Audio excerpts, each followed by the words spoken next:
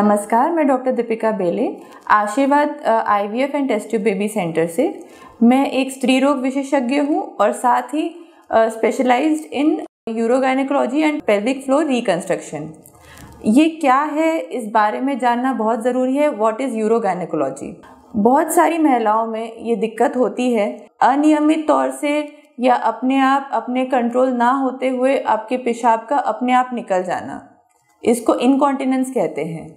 कई बार इसको नॉर्मल समझ के या फिर शर्मिंदगी की वजह से बहुत सी महिलाएं इसके लिए कंसल्ट नहीं करते हैं, इसके लिए अपने डॉक्टर को बताते नहीं हैं कि इस बारे में या ये नॉर्मल चीज़ है ऐसे सोच के। बट इसका ट्रीटमेंट बिल्कुल पॉसिबल है, ये जानना ज़रूरी है।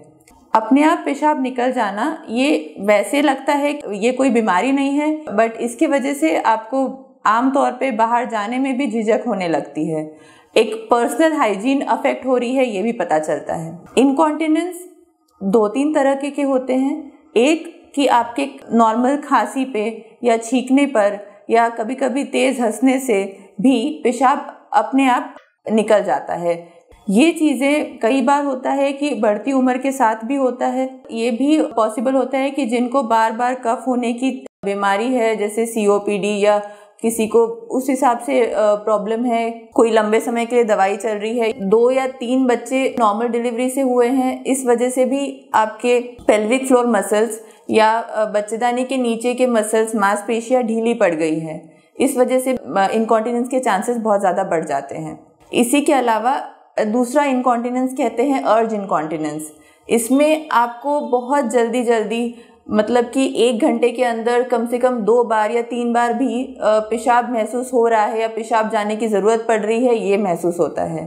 5 मिनट से ज़्यादा अपना पेशाब नहीं रोक सकते हैं, इसको अर्ज इनकॉन्टिनेंस कहा जाता है। ये भी एक दिक्कत है जिसका ट्रीटमेंट बिल्कुल पॉसिबल है। या फिर एक नॉर्मल पार्ट ऑफ एजिंग है कि हमारी उम्र बढ़ रही है और ये नॉर्मल है, ऐसा बिल्कुल नहीं है। इसका ट्रीटमेंट बिल्कुल पॉसिबल होता है। इसके ट्रीटमेंट में कभी कभी होता है सर्जरी की ज़रूरत पड़ती है, और कभी कभी आपकी पूरे दिनचर्या में कुछ बदलाव लाने से ही ट्रीटमेंट हो जाता है। एक बार में आप कितने अमाउंट में पेशाब करते हैं, ये कुछ जानकारी जान लेते हैं और आपको इसके हिसाब से कुछ बदलाव बताए जाते हैं, कुछ एक्सरसाइजेस बताई जाती है, और कभी कभी कुछ ट्रीटमेंट या दवाइयाँ बताई जाती है। अगर ये ट्रीटमेंट से ठीक होना पॉसिबल नहीं होता है तो इसकी सर्जरी की ज़रूरत पड़ती है। प्रोलैप्स या बच्चेदानी का नीचे आ जाना भी इसी के अंतर्गत ट्रीटमेंट होता है। बच्चेदानी का अपनी जगह से नीचे आ जाना भी एक बहुत बड़ी प्रॉब्लम हो जाती है। ऐसे में आपके गर्भाशय की जगह से आपको ऐसा लगता है कि कोई गांठ नीचे आ रही है, और तो और इस वजह से पेशाब करने में या मोशंस करने में दिक्कत होती है। इसका ट्रीटमेंट भी पॉसिबल होता है कुछ एक्सरसाइजेस की वजह से, और तो और कभी कभी सर्जरी की भी ज़रूरत पड़ती है। बट इन सारी ट्रीटमेंट के बारे में इसलिए जानना ज़रूरी है, ये सारे काफ़ी कॉमन सिम्टम्स हैं महिलाओं में, और इसी सिम्टम्स को नज़रअंदाज किया जाता है या फिर झिझक या शर्मिंदगी की वजह से हम डॉक्टर को नहीं दिखाते हैं। बट इसीलिए मैं आपको दोबारा बताना चाहती हूँ कि इसका इलाज पॉसिबल है, और इसके लिए आप आशीर्वाद हॉस्पिटल में मुझे बिल्कुल कंसल्ट कर सकते हैं। Thank you.